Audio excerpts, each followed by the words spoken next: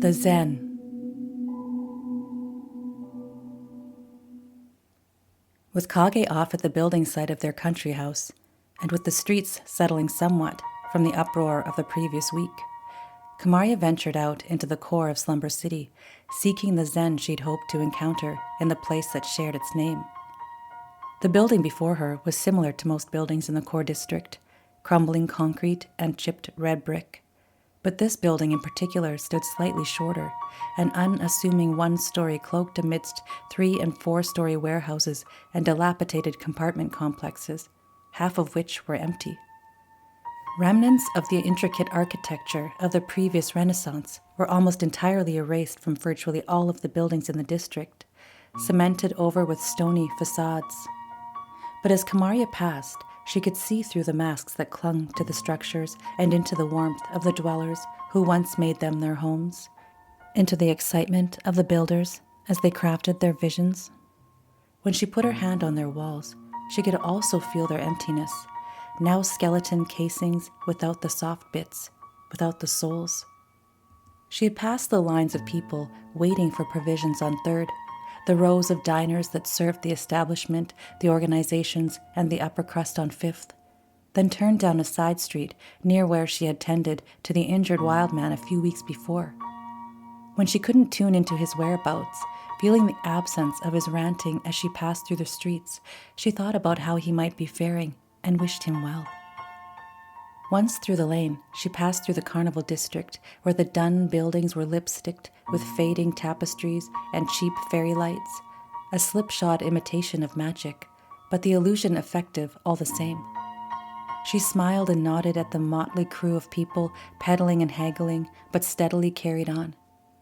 She turned down a second lane at the end of the street, which ushered her out into an empty street, eerily quiet in contrast to the din she'd just escaped. Kamaria looked up and down the street, then crossed.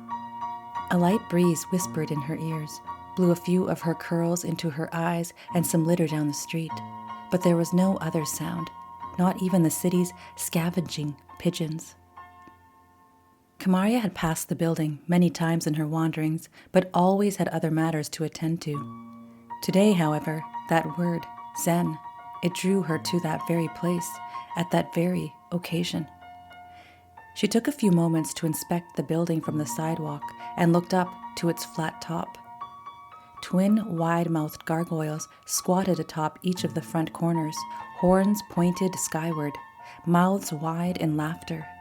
Or was it warning? Kamaria felt it was both. The large entry door was the only wooden adornment in the entire city block. It was a rich mahogany brown, and despite its obvious age, it was well cared for, its hinges well oiled. There were a few small markings on the stone beside the door, which were partially hidden by the only greenery Kamaria had seen in all her months in the city.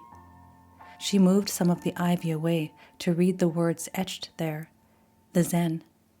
She pushed down the latch, and the door glided open without even a groan. Kamaria stepped into the grand, windowless, cavernous space, which to her surprise was as virtually empty as the street. In the gloom, she could see a few faded pieces of art hanging in random places on the walls. A random sample of display pillars stood lonely and meaningless, no sculptures or arrangements to give them a purpose. The space reminded her of the music Arya drew with her bow from the belly of her cello. The longing, the sadness, the beauty yearning to be expressed.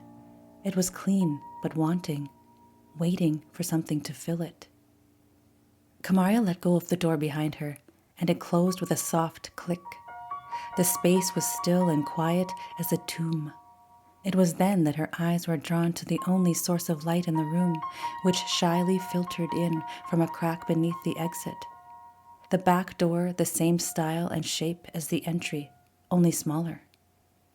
She crossed the cavern, went out the door into the courtyard beyond, and was instantly enchanted by the small, bright jewel nestled in the squalor of the city. Birdsong beckoned her forward down a narrow, ivory-pebbled path lined with shrubbery that reached sunward at least a foot taller than her head. Straight before her bowed an arbor through which she could spy the hints of a walled garden, the Zen garden.